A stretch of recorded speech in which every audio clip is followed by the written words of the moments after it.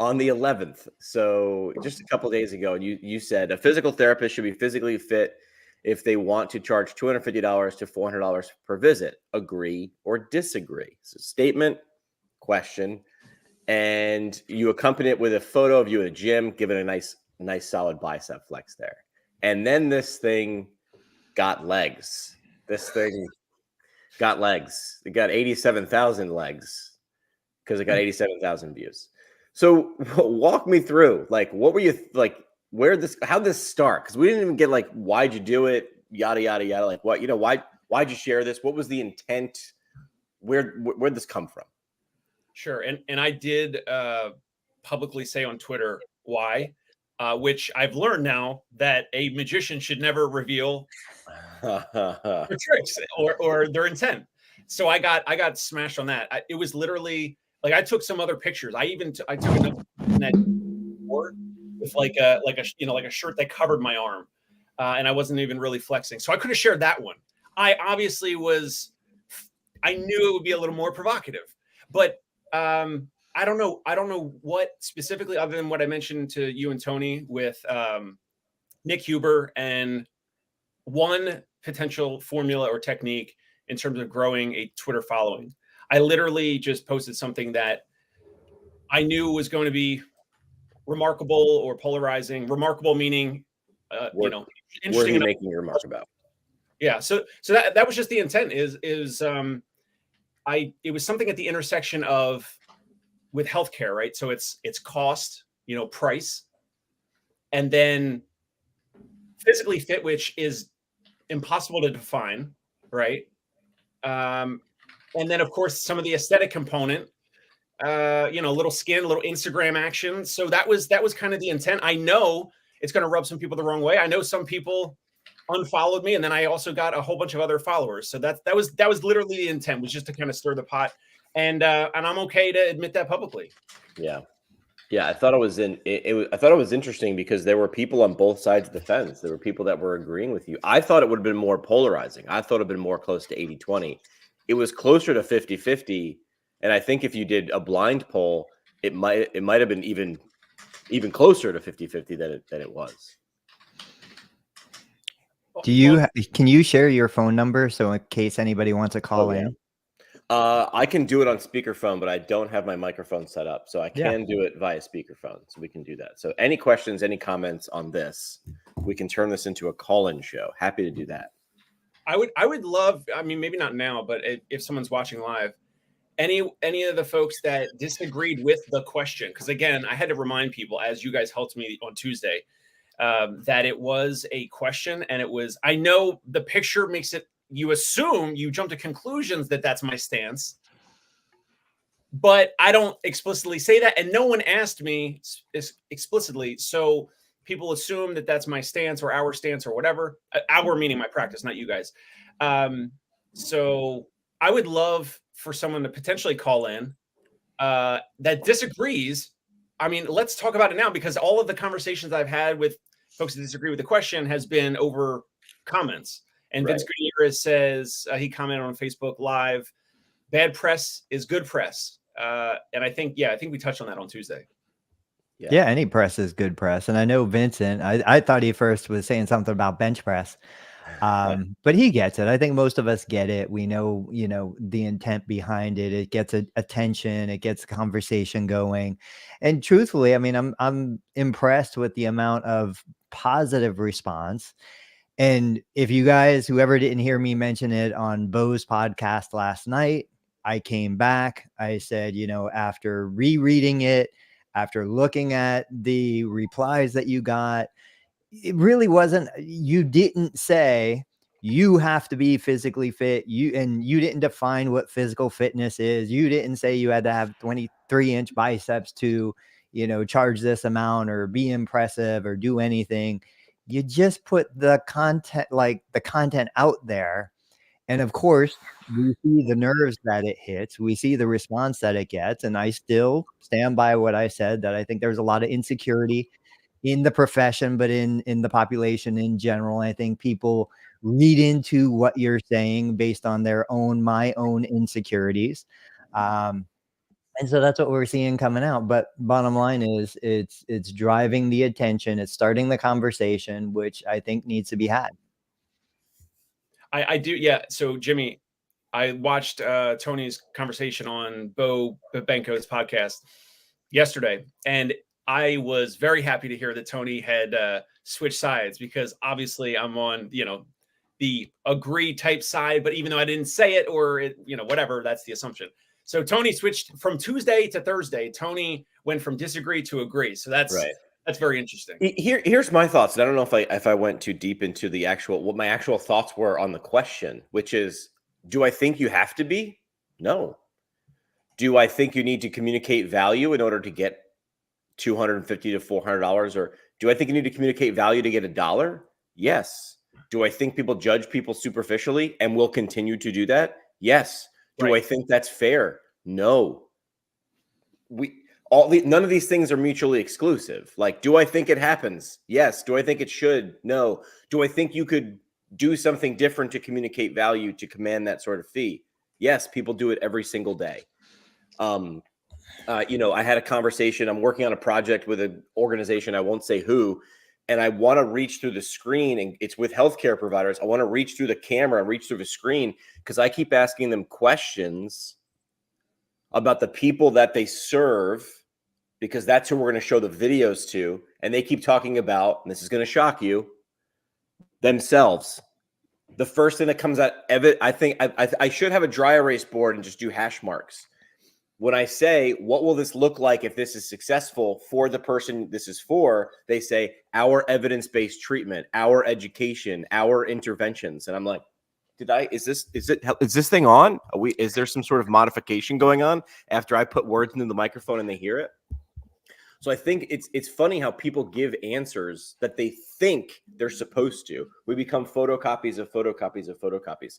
So I think if you lead with value, you get people to pay attention. This was if you watched or if you were in person, if you're one of the 50 people in person at my CSM talk, or the 100 people who watched the YouTube video, which tells you which one might have more leverage, pay attention and spend time. These are transactions. Can you get someone to pay attention to you long enough to decide if they want to spend money? Yes. Can you do it with biceps? Sure. Can you do it with words? Yes. Can you do it with proof? Yes. Can you do it with credibility? Yes. Should you be doing a little bit or all of them? Yes. And I think what's interesting too is last night I didn't get to say it, but I was thinking, I was like, there's a reason a Ferrari looks like a Ferrari and not a station wagon, right? There's a reason why I think it's funny that one of my most popular posts on LinkedIn is still, should we use the words or the term doctor of physical therapy, right? Why is it okay to flex the term doctor? Everybody wants to be called a doctor, but it's not okay to flex a bicep. It's not okay to flex other aspects. That it's just about the image. And that's a big part of that first line of communication. One of the things that I always talk about when we talk about pricing, people are like, should you put your price on your website? Don't put your price on your website. I'm like, the price is the number one single easiest way to convey what your perceived value is. If I say that something is $1 and I say that something else is $100, clearly the thing I'm trying to sell for $100, I at least think it is more valuable. That's why I'm putting that. It's all just communication, but it hits that nerve. It hits that insecurity. And this communication is okay, but that communication is off limits. Yeah. I did see people that I know and watch how they communicate on Twitter, skip right to literally jump to a conclusion and insert their own agenda. But this is not new to this. Like, they literally jumped to a conclusion, skipped past to what you said, would react. And this is the town square of media, right? This is people reacting. This is people oohing and ahhing and pointing. And they sort of missed it, which was, I don't know. I thought unique, but also not unique. I'm also really glad that Jimmy did not get drug into this.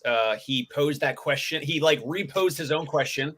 Still looks like the golden boy, which is incredible. I love it. And I'm glad that there was no backlash, like someone saying Jimmy, you're such like a model physical therapist. I can't believe you would have, given this airtime. And I'm so glad. Hopefully, none of that happened. So I'm glad if it didn't. Right. Right. I don't Golden Boy, that is a first. I'm gonna write that down. I'll bring up something else I did on Twitter, and I just want your thoughts on it. And there again, no agenda, but this is something else that had a little bit of Twitter fire under it, which again, people don't like the platform. And I'm like, we're the platform. You know that, right? Like we're the people. When we blame the media, I'm like, you're the one creating words, and that's media. So this was a different one. So I won't bring up the discussion, but AAMT, the American Academy of Orthopedic Manual Physical Therapy, which I've done stuff for before, they have a modern practice definition that came out, right? And it says this perspective aims to provide clinicians, researchers, and stakeholders with a modern definition that improves understanding of OMPT, Orthopedic Manual Physical Therapy, right? And then I watched other people have discussions, and I won't even call out who they were. And people were trying to help me understand, right? And that's why I like Twitter. It's like you can watch two people that maybe you know or don't know sort of have a conversation in real or not real time. And I'll be honest, watching those conversations, I didn't understand what the definition meant. And the definition was 32 pages long.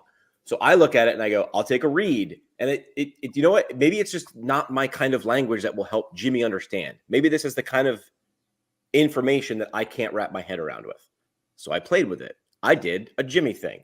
So I took the 32-page definition. I hit Control-C, Control-V into ChatGPT. And I said, I want you to take this definition from AAMT and describe it to me using the smart brevity format, which is a cheat code. Write that down if you're using ChatGPT or any AI. Smart brevity is like Axios or Politico. They use this smart brevity format, which essentially is bottom line up front, or the bluff format if you have anything to do with military. It's like, give me the goods, get it to me quickly.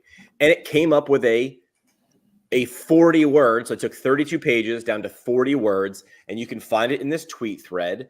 And then I decided to have a little fun with it. I decided to have a press conference. I essentially said, I'm going to ask you a bunch of obvious questions, and I want you to answer as if you are a representative of AAMT and you are only basing it on the words that I have just given you. And we had this little discussion. And I thought the stuff was more clear. Now, I can't say if it's accurate or not because I am not AAMT, but it was unique, and it was something I thought AAMT could or should do for clarity. Why couldn't this be a blog post, right? I'm trying to, so my goal with this is to bring it up and be like, what would you do if you were AAMT? Would you have done something similar? Would you have done blog posts? Because you want to come up when these things are searched for. Would you have created video content? What would your short-term or long-term strategy would have been around a 32-page definition? Because you're trying to define yourself. Because if there's enough people who don't even know what you do, that is the first problem, is define what you do and what your value is. And the second problem is if it takes 32 pages to define what you do, that's now a major problem. Right. And of course, this is a bunch of really smart physical therapists. So they brought in, like, the citations alone were like 4 pages. So of the 32 pages, there were citations and things like that. I tried to come at it from a different direction. Again, I don't have any skin in the game with AAMT right now, unless they want to hire me. But I looked at it and said, I'm curious, what is the definition? And when I saw the PDF, I was like, wow, that looks, I don't know where to go to get this definition. And then it was so much information.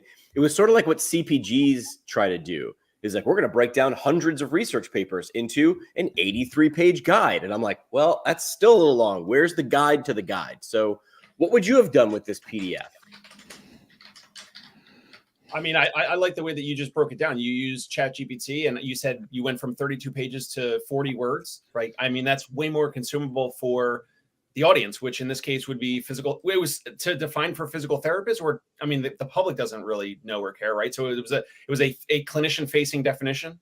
Yeah, and it was published in PTJ. So yeah, 100% clinician-facing. Yeah, I mean, I don't know. They should probably hire you or someone like that to break it down and make it more of a simpler or more digestible, concise definition. Wasn't that the whole original idea behind Twitter. Like, you only had so many characters. You had to condense everything into this small bit of information. I'm terrible at it. I'm the first one to admit it.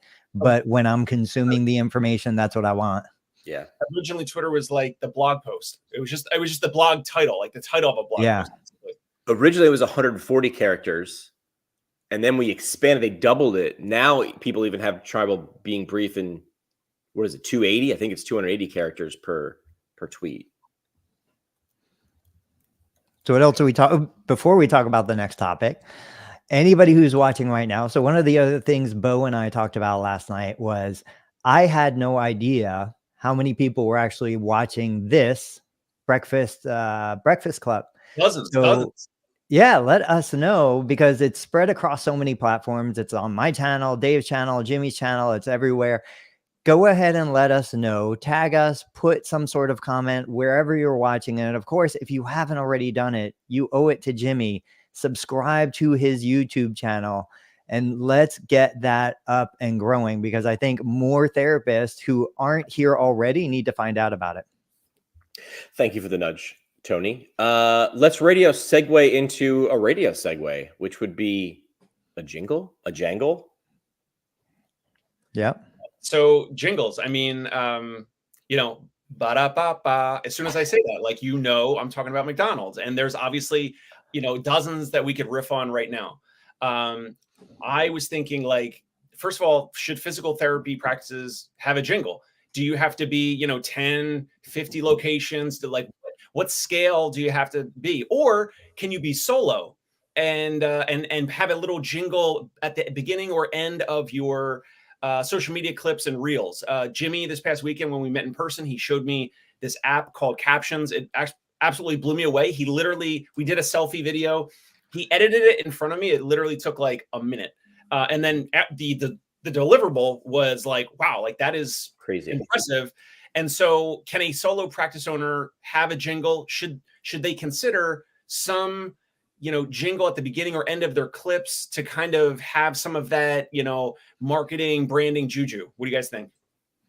I think 100%. I don't think it even has to be a song. I think it could be a sound. The first person I heard talk about this was Gary Vee. And if you watch any of his content, there's an audio, there's a sound clip, there's something, and instantly it brings you to that. I go back. This is kind of a weird story, actually. This just came into my mind. So some of you may remember I said before I was a physical therapist, before I was even out of high school, I was deep into fine arts, graphic design. I was supposed to go to the museum school in Boston. So I grew up in an artistic household, music, fine arts, painting, pottery. I was part of a pottery group. We had a kiln, we had a studio. Like, there's a lot of stuff that I did in a previous life. But I can tell you right now, Violent Femmes, if you guys remember the Violent Femmes, if you remember, I don't even remember their main song, but one of their main songs, I can remember sitting in my room. I must have been a young teenager, painting, hearing, I'm going to say George Bush, but hearing someone declare war and listening to the Violent Femmes. And now to this day, every time I hear the Violent Femmes come on, it takes me right back to that moment. So audio, sound, it's so powerful to make that connection. And I think we absolutely should be using that in any of our content. I've been looking for an audio bite that I can put into my videos at the beginning to make that connection with the audience. Yeah, Ted's got one. It's almost like a drumstick on a wood block, but like a drop of water at the same time. Like it's got that unmistakable thing. Gary Vee calls it sonic branding. Yeah, nice. And I think in a world that moves at the speed of swipe, I agree, but I've been lazy and haven't done it. So maybe this is my wake-up call to do it. But I don't think it needs to be, I don't even think it needs to be voice, right? Like Gary Vee is like kind of taken on his, and most of the really successful ones are not, because that would be really, really impactful, but it would burn. It would get a little old kind of fast, right? So it's almost better if it's subtle. I would say yes, because you stand out. I won't say who, but was talking to someone on a call the other day, And they said, do you remember the first time we met? And I said, no. And they said, we were in an elevator at CSM and I had heard your podcast for 5 or 6 years.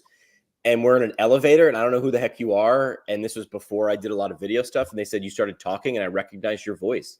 So I would say it works, right? With frequency over time. They're like, oh my gosh, I know who that person is. I would say a specific sound used over and over and over again will get that remarkability or identifiability faster. So I agree. I don't do it. I've always thought about it. Maybe this will be the thing that pushes me over the edge. I still love Jimmy's original Breakfast Club in the morning. I wish you would bring that back. All right, maybe I'll go back to the archives and break that out, make a little hotkey. You don't even have to do it live. Just pre-record it, have it up there. It was definitely unique. Karen says it's kind of like your brand. It is, right? Like, I know people want to say it's your logo or your colors or your fonts or your mission statement or your values or any of those things, but your brand is like, I would almost say your brand is none of those things. The brand is what Tony just said. It's what I think of when I hear that noise, right? It's what I think of when I see your logo, what it tells me. It's not what you give them. It's what they think of. It's what they think or feel or smell. I remember I asked a question the other day, well, what does your business smell like? You know, if Nike had a cologne, what would it smell like?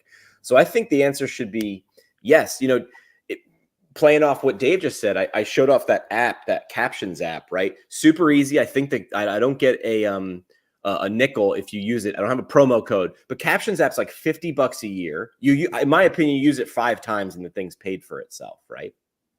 So the tools are getting simpler. Right now, Tony and Dave and me, we're all in our houses and we're reaching dozens of people live right now, hundreds or thousands of people after we reshare this via podcast. So the tools are getting simpler. So if the tools are leveling out and making things easy, more people are going to be doing it. What's the differentiator?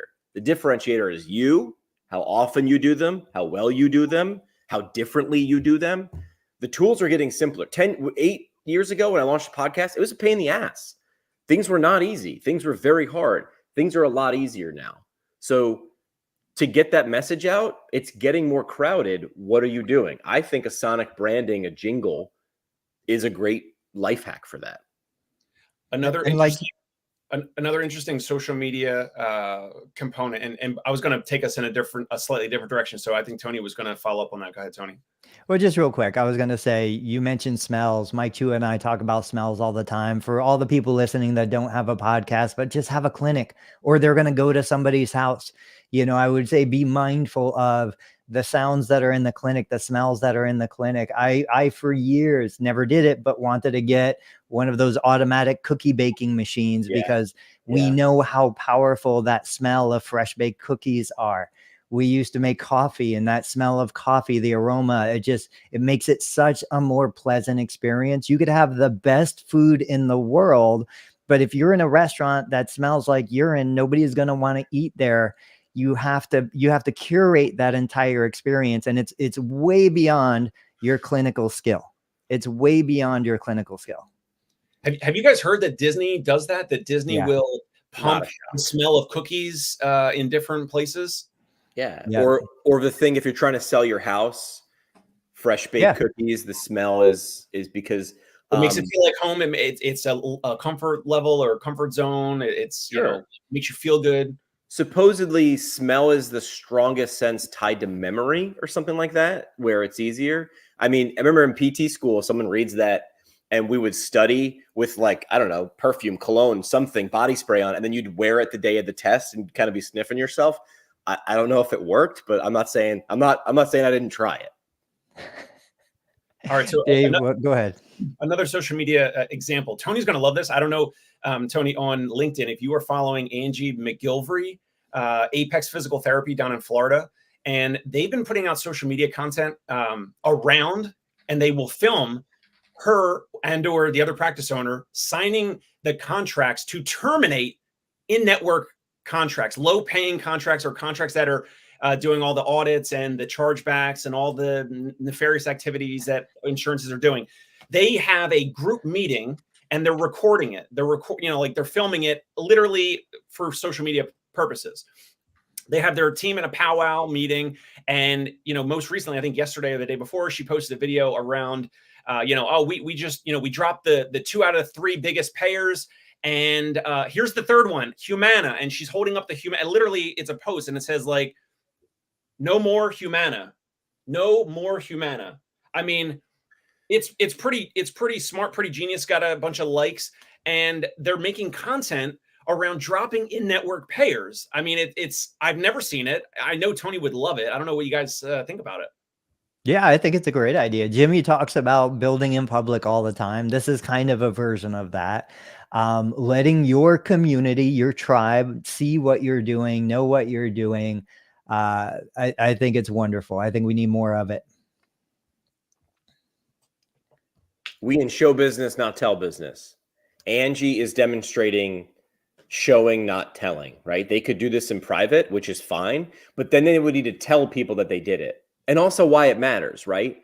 So Dave and I, we haven't released these clips, but we talked about a mutual friend, somebody I used to work for, was Carlos Barrio. And Carlos often will talk about, PT Mills. He made PT Mills the villain in a narrative, in a story, right? Angie's doing the same thing with insurance, right? Where she's saying, here's how I'm fighting back. I sort of like Angie's example better because she's showing exactly how she, not just saying there's the bully over there. There it is. We don't like that. That's not good. She's saying, well, I'm doing something about it. We're not working with these people. We're not negotiating with these people. And here's why. Like, she's describing like, we've gotten all these denials and all these random like bulk audits or bulk denials or whatever, like just automated. A lot of these insurances will just, bulk denial a bunch of, dates of service or whatever without any recourse or without any heads up or anything like that. And so they're getting busier as a practice. I don't know them and never spoke to them, but I'm looking at their content. They're doing diagnostic ultrasound. They're doing, what's the other, not EKG, like EMG testing as well, for like nerve conduction velocity testing and all that. So they're doing some interesting stuff with technology. They're also sharing that. They're sharing videos around that. But it's super interesting to see what they're doing inside their clinic. And I love what they're doing. So this goes to, somebody said this phrase or this idea, and I couldn't wrap my head around it the first time. I was like, that's just someone like playing with words to sound smart. And then I listened to it over and over and over again, like Tony, like Dave. Sometimes I change my mind. And this idea with Angie is, I want you to tell me a story. Don't tell me about a story. So telling you about a story would be like, if they had a long post or if they had a press release about, we have canceled contracts with these providers because of this. That's sort of telling them about a story. But telling them a story needs to have time, date, characters, context, and they're doing that. And is there a difference? Yes. I mean, coming from the background of communications, I can't tell you what I think the value of a press release is sometimes. I think now it's probably better because it's like serves as like SEO. But back in the day, a press release, we used to say we put it in the old circular file, which was code for garbage can, which meant you didn't have anything worthy enough to land in a newspaper, on the radio, or on TV. You had to print your own. Press releases were sort of useless. So Angie's demonstrating they're telling you a story. They're not telling you about a story. They're showing you, not telling you. And there's a major difference there. And taking this back to earlier conversations today, it's basically just one line. It's disruption. Next on the chopping block, Humana. And then she's got 3 links to 3 articles that talk about lawsuits and AI, and just short, sweet. You understand it. You see the video clip of her talking to the team. Great job. I would love to know if people are watching now or listening later, if you honestly believe, if you're in healthcare, I don't care where in healthcare, or you know what, anything, business, and healthcare is a business. If you think you're in tell business or show business, because for a long time, many businesses, healthcare included, or industries, healthcare included, we think we're in tell care. Like tell business. I'm going to tell you how smart I is. I'm going to tell you how evidence-based I am. Like, can we talk about how silly that term sounds? Dude, my mechanic is evidence-based. He changes oil because there's evidence. If you don't, the engine seizes. Like, evidence-based is not this thing way up here on the value pyramid. In my opinion, it is this is the bottom of the value pyramid. I base everything on evidence. Great. So you don't believe in magic. Fantastic. Now that we got that out of the way, what am I going to be able to get when you're done doing the thing to my car or my body? Explain that to me. Evidence-based is how you do what you do, not what you do. And it's certainly not what I get. But I get it. We run to that really often. And it makes me sad because it doesn't do what you think it does. It does not land a punch. You know, talking about show business, Rafael Salazar. So I had posted a while back. I love occupational therapists. I've secretly said I might be an occupational therapist at heart just because everything I do in physical therapy, I want it to be so function based. But Rafi had said in a recent video and post that he will pay his staff to produce social media content, to record video, to do things like that. I think Dave and you and I might have talked about this once in the past. I've been in business 22 years. I've never had a clinician, and I've offered it to every single one. Even right now, I know they would be amazing at producing content, at recording video, at showing people what we do in the clinic. In 22 years, I've never hired a single clinician, PT, PTA, OT, CODA, who is willing to do it, even if I pay them for the time to do it. What about you guys? Have you heard of other people doing it? Have you seen success in this? Rafi's doing it. His staff is creating content. They're getting paid to create the content. Seems like, Dave, you would have like the perfect scenario with your team. What do you guys find? I haven't yet. I have recently contacted some local videographers to try to get some pricing around them following my therapist around. I've even considered like me going and doing some, even if it's iPhone, capture over the shoulder of my therapist, obviously with the patient's approval and consent. Sure. A couple of my therapists, I haven't asked them yet, but I'm sure at least one or two, especially my one full-timer that is a new full-timer, would be interested or be open to it because he's already created his own Instagram content before joining me.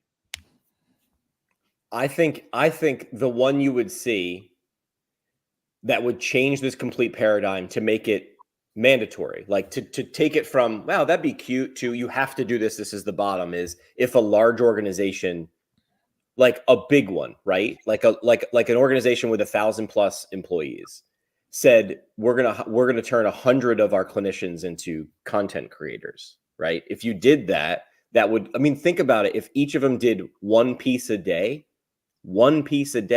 Now, you would need to give them 3 Ps and 3 Ts, right? People, product, process. So you have the people. If you were a clinic with 1,000+ employees and you said, I don't know, PTO, like, would you even need to pay them in cash? I don't know. But if you give them people, product, process, tools, training, and time, showed them how to do it, made it easy. There's actually an app for this, and I know you're gonna be shocked that I found this. And I have no affiliation, but it's called Cinebody. And I would explain it by saying it's like bowling with guardrails on. Essentially, you would create a template for your clinicians to film videos or to create a clip, and then they would shoot it on their phone. It even goes so far, if your phone's in the wrong orientation, the app will be like, oh no, hey, you got to rotate, and it'll automatically put it on certain frames per second, and it'll make it look fantastic. It's Mad Libs, fill in the blanks. If you could do that at scale, you wouldn't need to have a marketing department. I mean, I've even had a sign on my door in communications. Marketing is not a department. It is an activity. It is a verb. It's not a department. And your best marketing is a great product. And your product in this profession is a service. And the people providing it, who better to show it off? Do you guys remember Mad Libs? I totally forgot about it until you just brought it up. Yeah. Every other word was, something bad. But my kids used to do Mad Libs. We used to buy those books. I think it has to be approached from the perspective of, I'm going to go hire a therapist that's already producing content to bring them in. Because I think what we've seen, and it's been well established, when you look at any of the big players in the space, and it could be across any profession, they generally do a pretty vanilla, boring, bland job.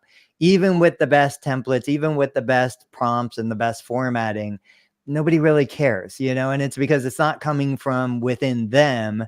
They're just producing whatever it is. It's just like if I create protocols for my treatments and my therapist do my protocols, I could get a robot to do that. Nobody's going to care about it. So when I look across like YouTube and Instagram and some TikTok and some of the other platforms, I would think that's the therapist that I want to recruit, not just because they're a good therapist, but because they're already proven effective on those platforms. Yeah. Yeah. You can't teach give a shit. Right. So if there's no barrier for that person to do it right now. So seek out the people who are already doing it. Or I say, get a great clinician who wants nothing to do with creating content. Put a camera person on him, as Dave is suggesting. Like, Yeah. You don't think that's gold? I mean, to say that wouldn't work. I mean, Gary V and D-Rock paired up and people sort of knew who I didn't know who the hell he was, right? People within a wine circle, right? That's how we started with winelibrary.com and his random YouTube channel. But he just filmed everything. I think you have to have a certain personality for it though. And Sure. that's why he hired D-Rock, which was his like personal cinematographer. And his only job, here's the cool part. He Steve Jobs'd him too. He was like, I'm going to hire you. He's like, what's my job? He's like, find stuff. Like he didn't tell him, okay, we're going to shoot this video and it's going to be really kitschy. He's just like, I do me, make a reality show out of me, but it doesn't need to be a 40-minute video. Make it 40 seconds. If I hire you and you follow me around for 24 hours and you find the best 40 seconds, that works. Yeah. That does more than the pre-prepared 30-minute broadcast or live stream that we might do. I mean, for full transparency, we usually come up with 3 or 4 ideas for these live streams that we do. One big idea, and then each of us brings a subtopic, but we don't script it. It's an outline. Yeah. And Gary Vee is the one that coined the phrase document, don't create. Don't try to create the next Mr. Beast video. Just document what you're doing every single day. And I see therapists making amazing gains on YouTube and other video platforms, but I think they would be even better if they just documented the things that are already happening, that are already going on in their daily life, in their treatment, and even outside. Like, you know, if you're a therapist, okay, you can document your patient interactions, but you're probably going to injure yourself at some point. You're probably going to wake up with a stiff knee, a stiff ankle. Like, document those moments, record those moments, let the general public see what therapists do. Today, I released a video that talks about running with a meniscus tear. So I've had a meniscus tear for decades. There's good days, there's bad days. I recorded what I do when I wake up and I come down and my knee is clicking, compared to another day I wake up, I come down and my knee is silent. Like, I think people would benefit from hearing what we really do with our own musculoskeletal issues. Show me, don't tell me. Again, yeah. Yeah, we're in show business. And I know we mentioned this before, or I mentioned this before, like some of the coolest videos that Tony's posted on YouTube are where he's showing like a patient's knee or calf or ankle, and he's just like you're kind of describing it to the potential video listener, watcher, the audience. But it's kind of like the same tonality or the way that you would speak if you were describing it to the patient. Like, hey, like, you know, see this, you know, your total knee replacement scar, like the steri strips. Like, don't peel those off. Don't pick them. These will just fall off. Sometimes there's a little scar kind of attached to it. So don't pick it, just leave it. And the way you're describing it is like, you don't really need a lot of, you know, coaching, or you're going to just do your normal thing that you would say to patients. And the first couple might be awkward. You post with approval of the patient. You might post them on Facebook or LinkedIn or YouTube. And you might get some therapists that say like, oh, that's wrong or whatever. Or you might get crickets. You might get no viewers or whatever. You have to get over that hurdle, that hump. And I know it's challenging for anyone because we all started at zero with like content, and we all started with zero audience. And then if you just consistently do it over time, like right now, guys, we have like the most live viewers that we've ever had, like today. So like it takes time. That's awesome. Just so you guys know, I'm looking at it right now on my knee replacement channel. Out of the top 5 performing short videos, these have 268,000 views, 263,000, 171,000.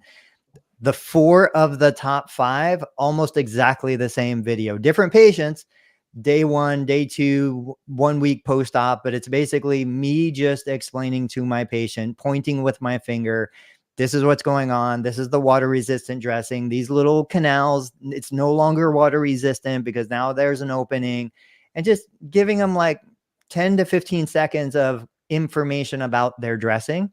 Those are the top performing videos for my shorts. Pablo Picasso said, "Good artists copy, great artists steal." So here's an idea. You could put it in any sort of workflow. This could be for hiring or for just monetization or attention or whatever, right? So good artists copy, great artists steal. One of a huge 4.8 million subscribers on YouTube is Dad, How Do I? If you've heard this guy's YouTube channel, the backstory is apparently he didn't have a dad growing up. So he started doing videos like how to tie a tie, how to change oil, how to change a tire, right? Doing all the things you're like, I don't know how to do it. But there was a cool angle. He was like, nobody taught me how to do it. So I just learned how to do it. Here's how to shave. Here's how to jump a car. Simple things, but the little things are the big things. So good artists copy, great artists steal. If you took this general approach, could you imagine what would happen if you were the internet's clinical instructor? Right? You're just going to be the outpatient physical therapist, clinical instructor, and you're going to answer all the questions. Let's say you're somebody who's been a CI for 25 years. And if I had lunch with you, you'd be like, I heard them all, man. I heard all the questions. I go, really? Well, then I want you to answer them all again for me. And sometimes it's going to be a 20-second video, and sometimes it's going to be a 10-minute video of you explaining stuff. But the Dad, How Do I, CI, How Do I version of that, thoughts on how that would go? Be the internet's clinical instructor. You know what I think is I've seen therapists shine the most when they have a student, when they're a CI. And one of the things that I've always promoted and I've never seen happen is, in full disclosure, we have stopped taking clinical students because we just don't have the facility for them anymore. I can't deliver the experience that I want to deliver to a student anymore. So over about 1.5 to 2 years, we've just stopped taking students.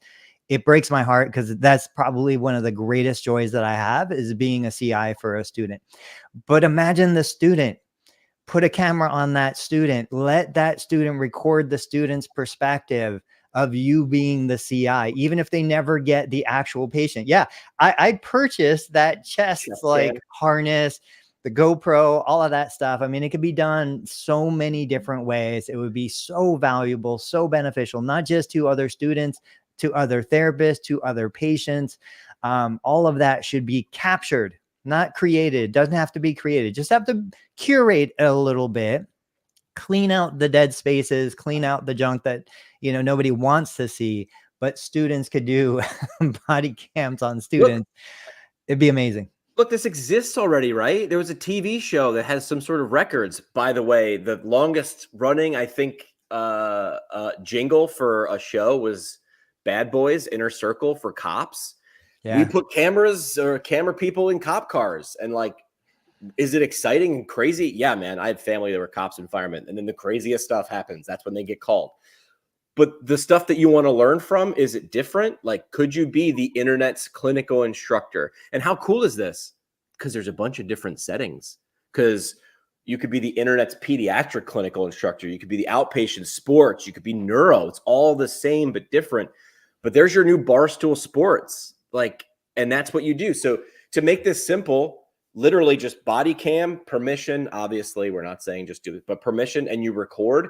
Then you could do everything yourself, or you could hire someone. But this is a long play that I'm sure the guy who did, Dad, How Do I wasn't doing anything, didn't expect this to go to 4.8 million subscribers, right?